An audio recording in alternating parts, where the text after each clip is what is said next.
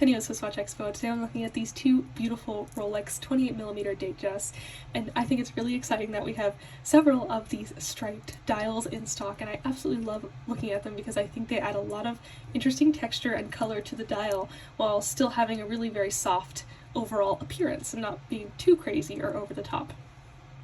Like I said, these are both 28mm and they have beautiful two-tone 18-karat yellow gold and stainless steel bracelets, the classic Rolex fluted bezel, diamond hour markers, and they both have these striped dials, but this one on the left is a lilac purple dial, the one on the right is this green, kind of like light green color, not like a darker green that you can see on a lot of the Rolexes. It's a really very pretty color. It's very Eastery and I think very appropriate as we kind of come into the spring months as well.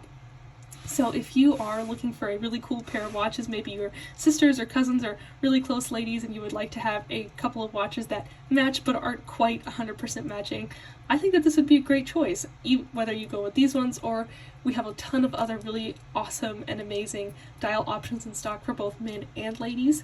So whether you choose one of these or another one of our amazing dial options that we have in stock, you really can't go wrong with a Rolex watch. I mean, it is classic and traditional for a reason.